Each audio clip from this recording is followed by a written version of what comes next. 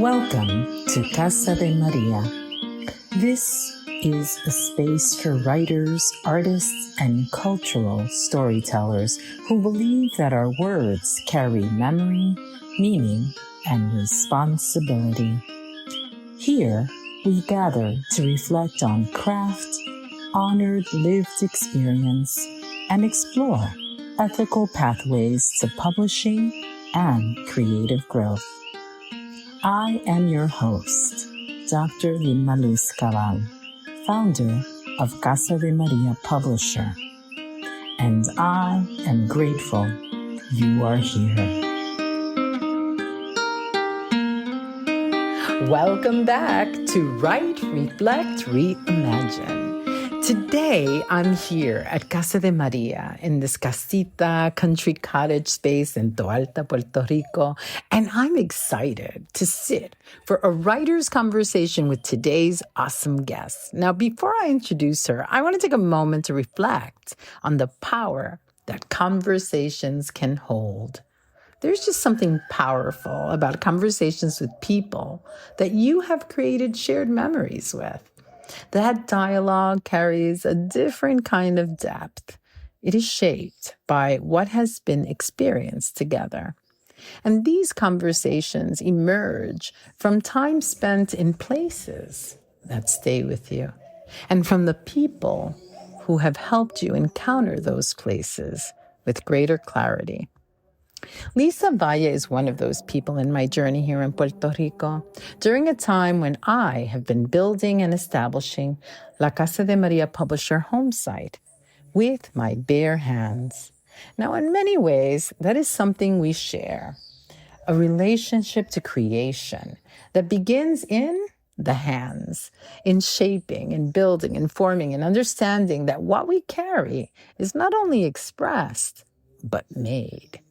Lisa Valle is a Nuyorican artist, artisan, and cultural anthropologist whose work draws from Borikén, from ancestry, and from the stories carried across generations. Her socially conscious work raises awareness about violence against women and the realities of erasure and genocide in Puerto Rico. Currently, Lisa is presenting a 6-week art installation at Boricua College in New York City as part of their Women's History Month exhibition, Arte de Tierra y Mal, where her work continues to explore memory, identity, and cultural continuity. In one of my favorite pieces that she has in exhibition, titled In My Skin, she moves beyond the traditional art form by using her own body as a part of the painting and this creative process to reflect a journey toward self-acceptance, healing, and the unlearning of imposed ideals of the body. Now, Lisa is also a social weaver. She just has a way of creating connection that feels both grounded and expansive, drawing people into community through like a shared love for the island. I've experienced that firsthand, whether it's been being welcomed into spaces through her personal relationships, like visiting her friend Rincon, or moving through artisan fairs in the Rincon Plaza and running into other fellow artisans to learn about their own art journey. I've just been floored by the lovely connection that I've made with her friends. Being in those artistic spaces where creativity and community are happening all at once, wow, that's just a gift. And Lisa creates connection in a way that feels organic and intentional. I've met friends that live in different corners of the island, from the far west coast to the fellow artisans that live in Ceiba and Dorado. They have become a part of my friendship quilt here on the island, and for that, I am deeply grateful. Now, right now, Lisa is not only a podcast guest at Casa de María Publisher. She has also walked alongside me in Puerto Rico in ways that have expanded how I experienced this archipelago. Now, through those shared moments, I have learned to slow down, to pay attention, and to encounter the island with a deeper sense of awareness, not just as a place, but as something living, carrying memory, history, and presence. Those experiences have shaped how I hold this work here at Casa de Maria Publisher, and they have influenced how I create space for others to arrive, to reflect, and to engage the island with intention. There are experiences that stay with you, like sitting near the river and allowing everything to slow down, or standing in front of Taíno petroglyphs at La Piedra Escrita along the Rio Saliente and feeling history as something present, not far away. Placing my calloused hands into the water, hands that have been overworked carrying heavy cement blocks and using power tools, and just releasing that tension in the water of the physical labor. Feeling that cool water and silently seeking healing and comfort. Going to the foothills of Jayuya for an indigenous festival and setting our sights on visiting the local Jayuya museum for the indigenous celebrations. I will never forget standing at La Tumba del Indio with such quiet reverence, feeling like a curious child climbing the long and high steps in La Plaza of that town where artisans labored to create mosaic steps that shared the different names of each town of Puerto Rico pueblos like Jayuya, Yauco, Guánica, Yabacoa, Toa Alta. And in those moments, culture is not something studied, it is something lived. And we've moved through the island together in ways that feel both expansive and grounding. Collecting clay where the river meets the ocean in the salt flats of Cabo Rojo, watching the waves along the coast of Isabela, walking the trails of El Yunque, learning the presence of medicinal plants within the rainforest. And then there are the quieter moments. Lisa has seen Casa de Maria in its making. She's witnessed the construction work I carried out with my own hands at different phases, some of them neat and some of them sloppy. And before the space became what it is now, she saw the vision. She's also sat with me at the Writer's Circle fire pit, where conversations opened in a different way, where she has shared her future art projects and the places that she still feels called to explore across Borikén. What she brings is not just artistry. She brings perspective about this archipelago and how I share that history. As fellow Nuyoricans who have rematriated to Puerto Rico, she's connected me to community. And for that, I am deeply grateful. Building community here in a way that feels intentional and connected is because of her initiative and her work here. Her presence has extended into the vision of Casa de Maria. She's been a very thoughtful resource in shaping our 3-day writing retreats, helping to inform how we create space for writers to experience the island with care, reflection, and purpose. And now, Lisa Valle steps into a new chapter. She will be joining us for the writing retreat, where she will begin translating her visual storytelling into written narrative. And she is moving toward contributing to La Casa de Maria anthology, exploring what it means to write from her artistic journey and her experiences across Puerto Rico.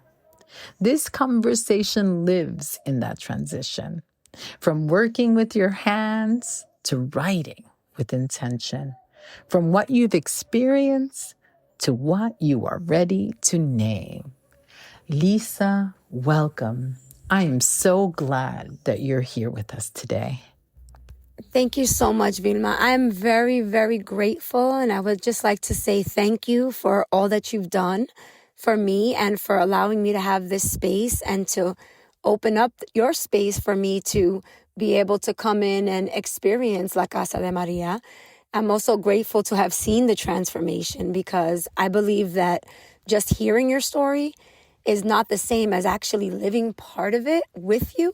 So when you make accomplishments in Casa de María, it's like an accomplishment as well. My name is Lisa Cristina Valle. I am a mother, a grandmother. I'm an indigenous artist that I work in crochet. I do all kinds of several different mixed medias, but I focus on crochet. And up until just recently, I was making emotional support animals that were helping people with sensory issues, which I have myself, anxiety, all kinds of things to help calm the soul and the spirit. I've also made sense, natural sense. I'm gearing more towards natural products and natural ingredients in my things, because I believe that the chemicals are affecting the way we think, the way we live, the way we breathe. And it also is clouding our judgment. And we need to detox and purge. So I've been making all kinds of oils and lotions and hair products, and also jewelry. And the jewelry is honoring my ancestry, my indigenous ancestry from Borikén, but it's also honoring who I see myself becoming as a person. Wonderful. Thank you for sharing that. Earlier, we both spoke about creating with our hands. Now, for you, what does it mean to work with your hands as a form of storytelling? That's a very good question. I had never thought of that before, because when I decided to look into maybe writing a book, I thought I've written poems, I've written short stories, but I've never thought about myself as a writer. But then again, before just recently, I never thought of myself as an artist. I thought of myself as a crafter, of somebody who dabbled in the arts, but not actually embraced the art, and called myself an artist, and that has changed. I've even rebranded my company to make it Labors of Love Arts instead of crafts. So for me, working with my hands is crafting my own reality by being able to find something and put things together. It's about connection. It's about healing. It's about keeping my mind centered and to really focus on producing rather than just consuming. And I also make it a point to use, sometimes I make it a point to use what I have on hand. But if anybody who creates, they know that buying things for your art and actually making things are two separate hobbies. So I think it's very important that now I understand that I don't necessarily have to write a story, that my art and my work are storytelling through my hands. Oh, I love that. Thank you so much. You definitely are helping to uncover what this means for you, not only as an artist, but also as a writer. You learned crochet at a very young age. What did that early experience give you beyond the skill itself? So in my life, I wasn't really encouraged to do many artistic things. But my Aunt Margaret, who's been an extreme, amazing mentor and beacon in my life, sat down one day and she gave me a hook and some yarn and she says, we're going to make some booties. And I asked her, Titi, what do we do? And she says, you just follow me. And I asked her, is there a pattern, a way? She goes, no, you just, whatever you feel, you just make it. And to this day, that's how I do my things. I may follow a pattern, but I can't follow it completely. I use it more as a guideline, and I put wherever I think it needs to go, and it manifests into something beautiful, and I can see my vision coming through that. And my Aunt Margaret was also a person that, with all the havoc and all the mayhem that I experienced in my childhood, was able to give me a guiding, safe space and something else to do with my time, except maybe run the streets or get into trouble. I remember that piece where you kind of make a tribute for Titi Can I call her Titi? Titi Absolutely. Margaret. Now, I want to talk about your pieces. Like, for example, there was one called in the piece La Planta de Mi Abuela. You work with memory, absence, and what was probably never asked. What was it like to create from something that remained unanswered? So the backstory is my abuelita passed away when I was 11, and I spent a lot of time living with her when I was younger. So I was with her so much time and so many times. And while she never told me she loved me, I know she did because she would clean for me and cook for me. And to this day, most of the memories I have are her in the kitchen, cleaning or feeding us. So it's very hard for me to actually say that I knew my grandmother that way. I never really got a chance to ask her who she was, what she felt, how she thought about herself, or even what she stood for. All I knew is that she was taught to take whatever she took, make it into whatever she could make it into, and survive on the bare minimum. So when her biggest joys were her plants, and those were the pothos that I'm pretty sure if you've been in a Boricua household, you've seen them. They take up the whole entire house. They run through everywhere. They're sort of a vine. So for me, this vine was my connection to my abuela.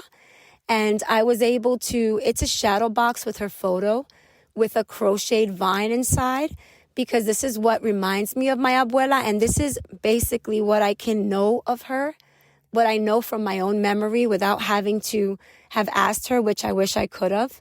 And I definitely encourage anyone that has their elders, their grandparents, to slow down, take the time and listen to what they're saying, because their stories are our history.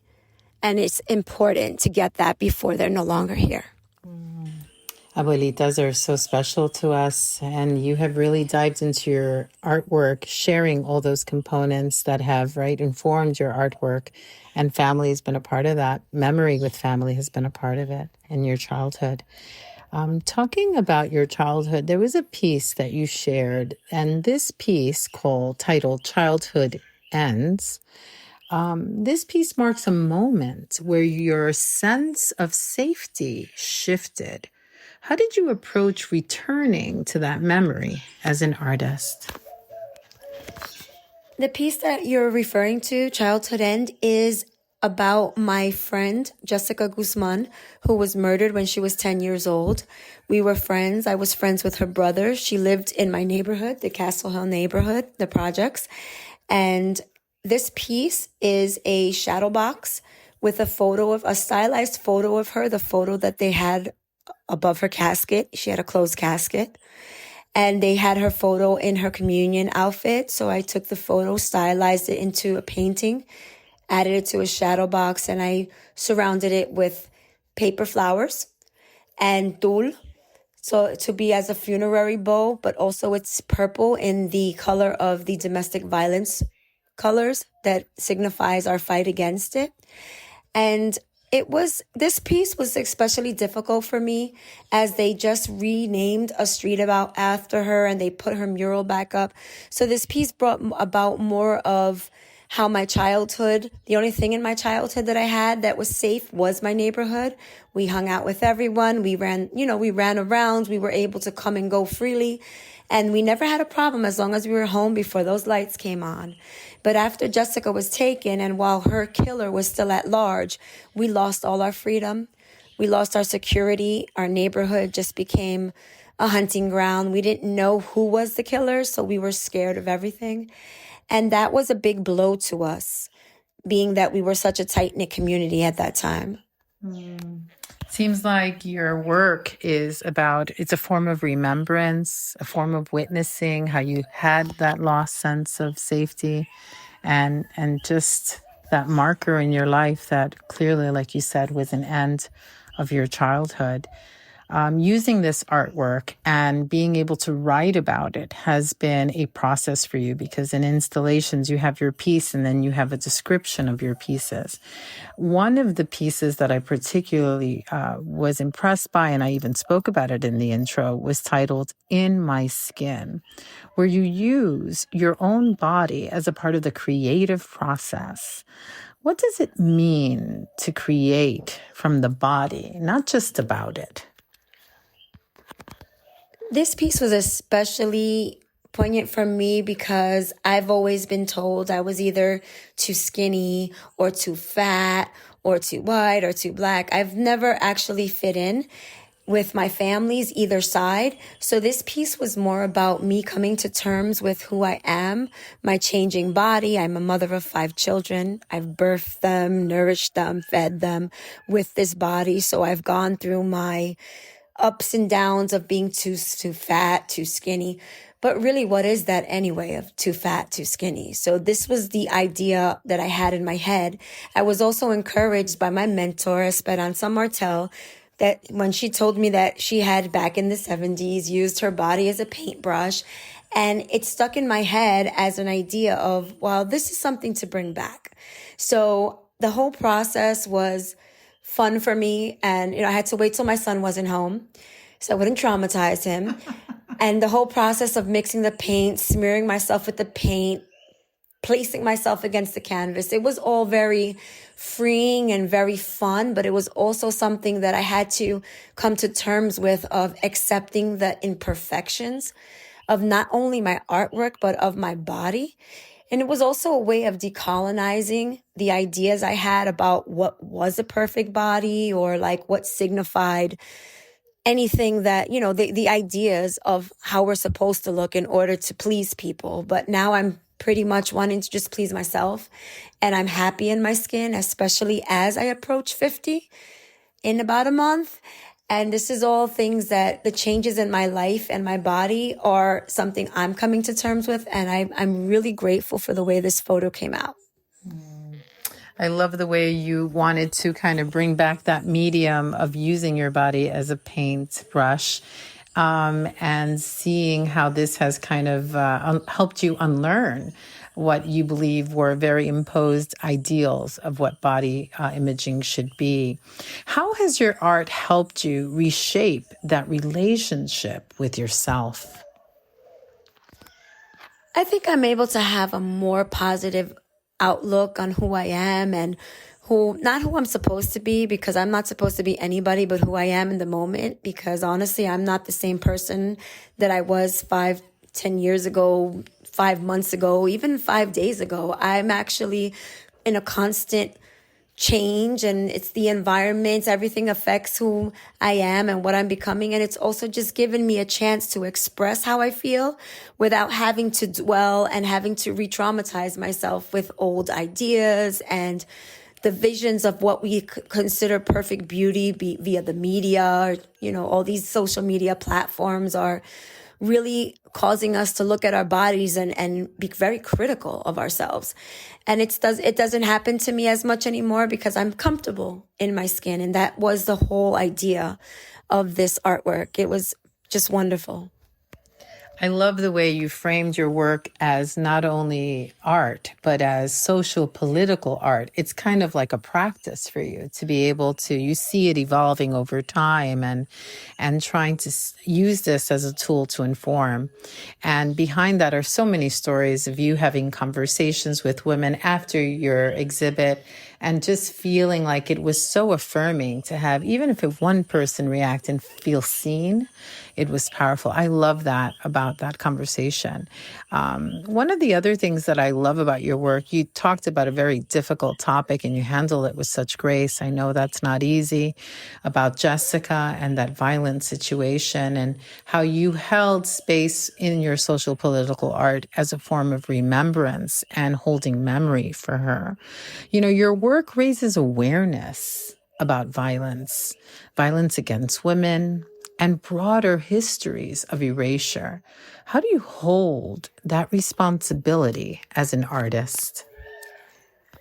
So first and foremost, I was asked to present this artwork by my mentor and my spiritual godmother, Esperanza Martel, who last year explained to me that I was going to be part of an exhibit celebrating her 80th birthday, which is in April 23rd. And she asked me to be a part of this installation that is called Arte de Tierra y Mal, and it is now being shown at the Boricua College in the Bronx, and it runs until April 23rd. And I was basically told that this was going to be an exhibit where I was going to debut my art. So being an indigenous artist, I know a lot about erasure, as our people from Borikén were erased. We suffered a paper genocide since we didn't have what they would call true history, no written word. Our stories were lost until a resurgence happened many years ago, and now we're starting to reclaim that history. So my pieces are also incorporate that indigenous stories that were lost, and I'm trying to recreate something to pass on to our future generations, and even the generations that are before me that didn't understand any of this. So this was very important when I decided to do this kind of work. And it's also speaking up for basically giving voice to the voiceless, because women who suffer from domestic violence, gender-based violence, they're taught to be quiet. They're taught to stay silent. And most of them are afraid because of the whole climate of victim shaming. They're afraid to speak their truth, being that they will know, what were you wearing? What did you do? How did you cause this? So for me, this exhibit about the domestic violence, about gender-based violence, was so important to make these women feel seen, to make them feel heard, and to make them let them know that they are not alone. And one of my pieces focuses on that. It's called Why We Fight.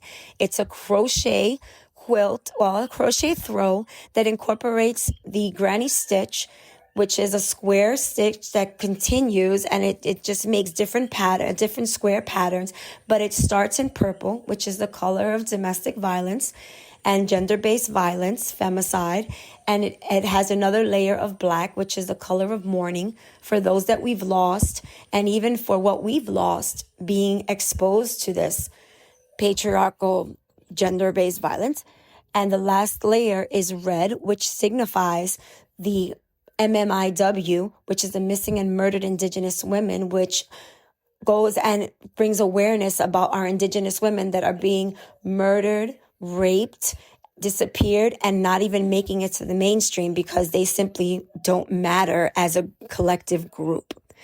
So for me, this is all about, like I said, giving voice to the voiceless. And also, I've made it a point to make my art about comfort, about safety, about making people feel comfortable, to help people with anxiety and all kinds of sensory issues. And now I'm gearing my artwork to be uncomfortable, to make people think about topics and situations that they don't want to speak about, but it's very important that we speak about them, because if you do not bring awareness to this, you will definitely keep on repeating what was going on. And the throw is so important because it also features names of people that are close to me that have been victims, or actually no, that are survivors of gender-based violence, domestic violence. And it also shows, I have a pin with the names, and it also shows that there are 3 generations of women, myself, my mother, and my grandmother, who knows how far that goes back. But it's sad enough to see that for 3 generations, we've all experienced this kind of violence, and it needs to end with me. So that awareness is important. But not only that, but there's also incorporated into this throw are droplets, red beads that signify droplets of blood, for the blood that was shed by these women. Wow. Your work, it carries a lot. It carries a lot of pain, injustice. How do you care for yourself in that process of creating this social political practice? So during this process, it was very important for me to stay grounded and to realize that while I'm working on my art, I'm also working on the art of being vulnerable and also sharing my story, which is something I haven't always done. I've always felt that people didn't need to know that much about me. For when people know about you, they have ammunition against you. However, I now realize that once you own your story, there's no one to use it against you. Once you own it and once you know what you've gone through, there is nothing that anyone can say that can hurt you with your own story, because you're the one telling it. So it's very important for me to stay grounded in the fact that my art is my therapy. So while I'm creating, while I'm putting all my love and all my grief into it, I care for myself by just being present and also taking the time to do things like walking on the beach or breathing the air or seeing a flower. It's just little things that you do. And also, I offer myself the grace that I would offer anyone else that is going through a similar situation, because we're so hard on ourselves, and it's easier for us to be kind to someone else. But when it comes to giving ourselves that grace, it's a little difficult. So for that, I would say to myself, how would you react if somebody came to you with this story? And I would treat myself the way I would treat somebody that shared that with me. You sound very grounded and present and intentional about carving out time to care for yourself in this process. I know that a part of that care is being able to carve out time in the year for you to visit Borikén, Puerto Rico, and be inspired. And that informs not only your artwork, but now it's helping to inform and inspire your writing. You know, we've experienced this island together in very intentional ways. How have your travels across Puerto Rico shaped your understanding of your own identity? So I was born in the Diaspora in New York City, and I live in the Bronx currently.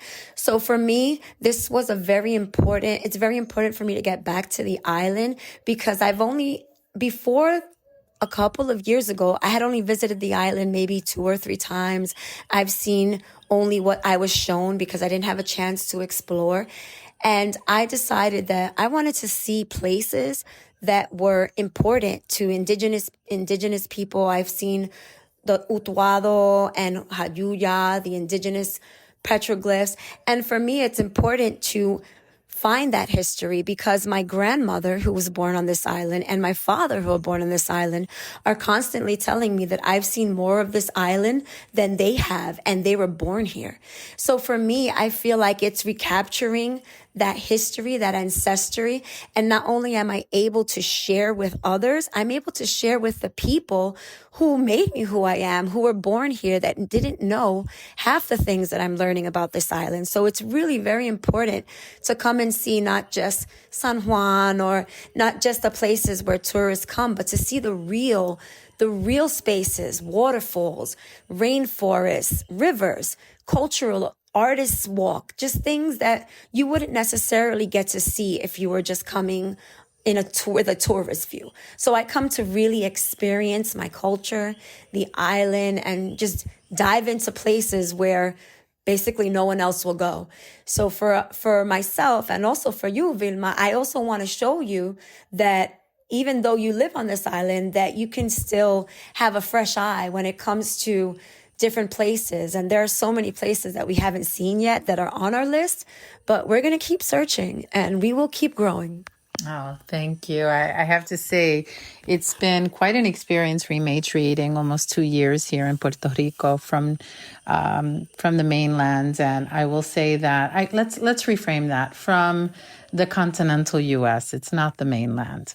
And what does it mean to you to move between New York and Borikén as a Nuyorican artist? So for me, it is what I wouldn't say a culture shock, but it's very different from being over there in the diaspora. We all sort of stick together. If you're Boricua, you're Boricua. And it means that we all come from the same place and we all have a shared culture and a shared experience. However, when you come to the island, it's sort of the people from here don't necessarily accept us as people. They say we're, de allá versus de aquí. And it's very difficult to differentiate, our strong identity from New York and then come here and feel like we're not accepted and we're not involved. Even the indigenous population on the island don't regard us as indigenous, or it's the same as being in the mainland, the continental U.S., where Native people don't see us as Native. It's sort of like a struggle to carve out our identity while we're still trying to recreate it or reimagine it. So it's really difficult to go from in between both. It's very difficult to deal with that internal racism and to have to maintain positivity when doing so, because there are a lot of people on this island that don't know half about their history, the struggles, and about the movement in New York and in the continental U.S., the movement for independence, for, food security. They don't know half the things that we know. And we're fighting for an island that they say we don't belong to, yet we are doing more work for this island than most that are living here. It seems like sometimes you have different camps, right, or schools of thought. And I think the human nature is sometimes to be polarized. And what I'm hearing about your work is that you just want to bring people in, bring them to a fold, to take notice, to be intentional about the messages, to avoid the erasure, and to be able to bring these powerful stories in not only visual form, but what excites me is that you're here at Casa de María to explore. Now your next calling is to begin to write them. So what is something that's calling you now to begin to write? So what's calling me now is inspiration. So I've been inspired by you. I've been inspired by a lot of our Boricua artists that are coming up with their stories, and being at Casa de María and experiencing the work that you've done here and being part of your story.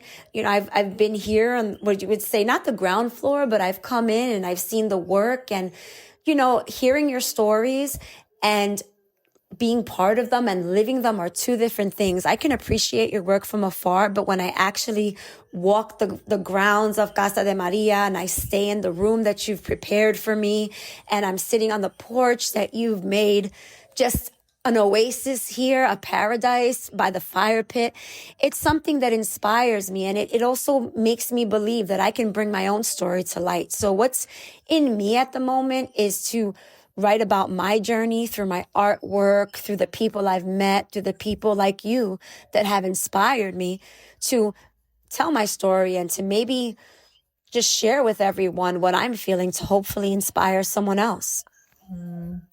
What feels different, though, about telling your story through writing compared to working with your hands? So it would be the vulnerability that comes with the written word. So I can present you a piece of artwork, and art is very, anyone can perceive it differently. Everyone has their own perception. Everybody can say, oh, well, I get the gist, but they can read their own meaning into it. So what I plan to do is write about the process of creating my art and what I had to go through and what I had to refeel. So in some cases, re-traumatize myself in order to feel it, to heal it, and get through the process. So I feel like this time, it's not just me painting you a pretty picture. It's me telling you the low down, dirty details of the process and the feelings behind it. So it's more of the vulnerability that I am going through, that you're going to see just the naked truth of how I arrived to this story and how I'm going through it. So that's going to be a bigger process for me. One of our goals here at Casa de María Publisher is writing is at your time, right? And whatever you're ready to share and disclose. And one of the challenges, and I've worked with authors, memoirists who talk about, or in the middle of writing their personal narratives or their memoir, how do you decide what to share? I just want to encourage you, Lisa, that it's what you feel you're certain about and what feels more comfortable. It's your transition as a writer. And I know that you mentioned you're thinking about contributing to La Casa de María anthology. And what story feels ready to be written for you right now? So in the past couple of days, I've had a few experiences that were new to me on the island and new to me in life in general. So there was not going to say an incident, but a funny experience I had on the beach. And I'm thinking something along the lines of a children's book about a very scrappy, lovable crab. So I think that's going to be in the works, and I'm very excited about it. So I feel like this is going to be sort of like not inching my way, but something that's going to remind me of a very positive experience I've had here, and also how the trajectory of my life and my art is taking, and where I'll eventually end up, who knows? However, I feel like it's on an upturn, and I think that it's going to be something amazing. So I'm thinking that's going to be in the works. So. Well, you are definitely in great company. I actually was consulting with an author, a published author who's now actually changing genres. So excited about going into a children's book. So one of the most exciting things about this journey is that you're not alone, that our goal here is to create community among authors and writers. And, but this 3-day retreat is about creating a beautiful incubation for you. I know that when we went to on day one of our retreat, as we were enjoying in Mohro, writing is reflecting. So that's our first step. Sometimes think, I don't have a pencil in my hand. That's part of the journey. Writing is not an event. It's a process. And so you are working on that process of reflecting, refining, kind of shaping in your mind what you would like to explore, almost kind of sometimes giving ourselves permission to be intentional about the direction. So I want to encourage you that you're not alone in that journey, and trusting your voice on that page is a part of that process. Now, I will say, what does it look like for you now that you're trusting your voice on the page the way you were trusting your hands in the art? For me, it looks like I'm going to be, like you said, I'm going to be in very good company. And being at La Casa de María Publishers, I know that I'm in good company. I know that the women that have paved the way for me are by my side, and whether it's with the podcast or whether it's with a beautifully curated experience of flying a kite in San Juan, just to break up that mental struggle of trying to push myself so hard. It was just a freeing activity of actually getting the kite up in the air, and the process of navigating it and just doing things that you wouldn't think would tie into writing, but they're so freeing. And it's a wonderfully curated experience that it couldn't have gone better if we had actually planned to end up where we ended up. I know it's curated by you, but I didn't expect to be flying a kite. I wasn't really sure. So that was fun to just go and do it. And it's just made me think about how, as this kite is taking flight, and you start very intentionally, you start by trying to keep it on a short string, but eventually you get the confidence to let it fly. And the higher it goes, the more confident you feel about the fact that it's up in the air. It just feels like you can do anything at that point. So I think that's the feeling I want to take into my writing.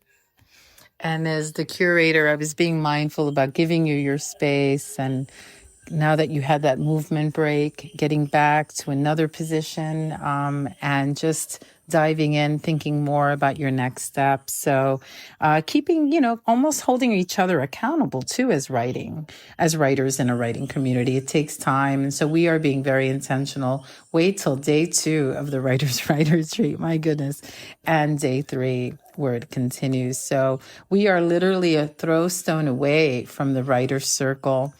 And I love that place because it's such a space very close to our mango tree, our logo, which is about reflecting, stopping, taking inventory, stock.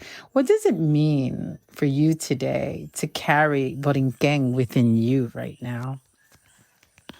It's very important that I take my homeland with me, because every time I come here, I learn something new. I see something different. I just learned that on this property, there are at least 3 or 4 types of hibiscus on the property. And not only that, but when I woke up early this morning, I noticed that hibiscus sleep at night.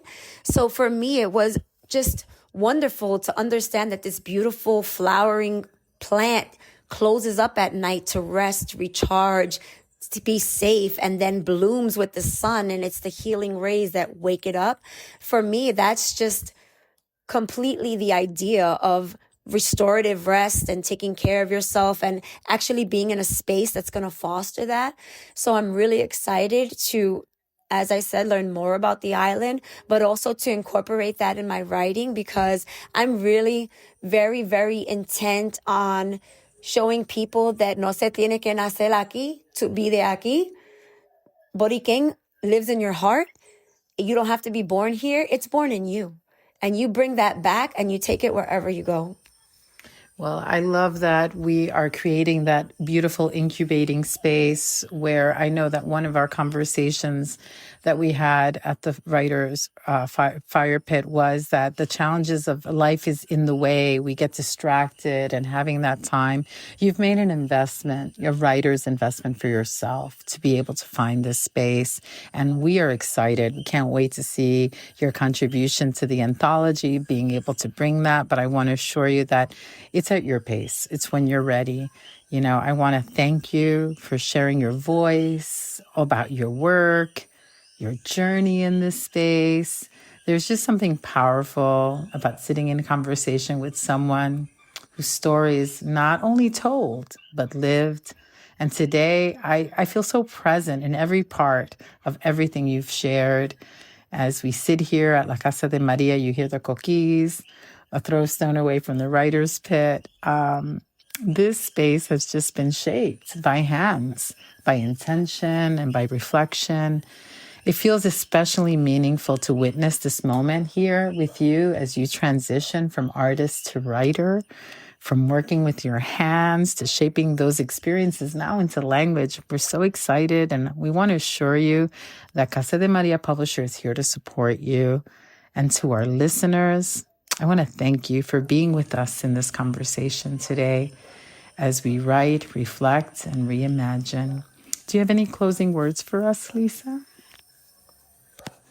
I just want to say I'm very grateful for this whole experience and to actually be in a space that just a couple of years ago was nothing but an empty shell, and it's been brought to life by your very hands and the struggle. And I know it hasn't been easy, but I'm so grateful to be a part of this. And every accomplishment that you have here is not only an accomplishment for you, but I embrace it as an accomplishment. I celebrate it with you. I celebrate you.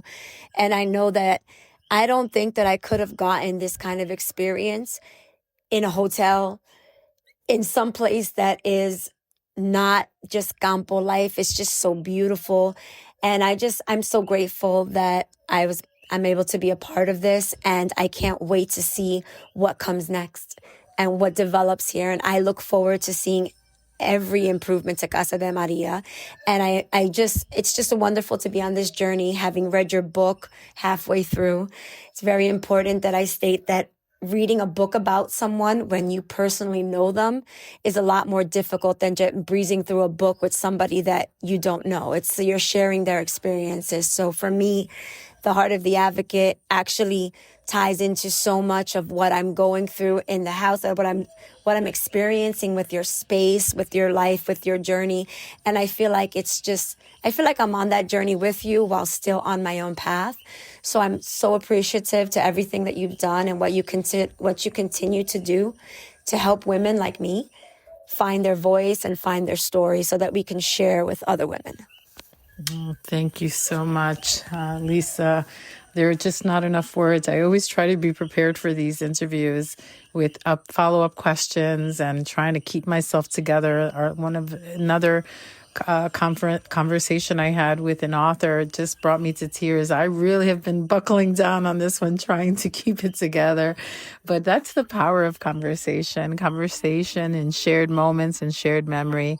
And so we can't wait to read your beautiful contribution at the Casa de Maria anthology, and we'll share more information about your great work, Labor of Love Arts. I love the way you rebranded and decided to make that yours. Not just seeing yourself as a person who does crafts, but also as an artist. And now you're going to have a new title as author. We're so excited. Thank you again for joining us today. And I want to thank our listeners for locking in to Write, Reflect, Reimagine. Thank you for spending this time with me. If today's conversation resonated, I invite you to explore our free webinars. writing retreats in Puerto Rico, and our curated anthologies at Casa de María Publisher. Your voice matters. Your story deserves care. Until next time, write with intention and courage. Pen your passion. Publish your promise at Casa de María Publisher.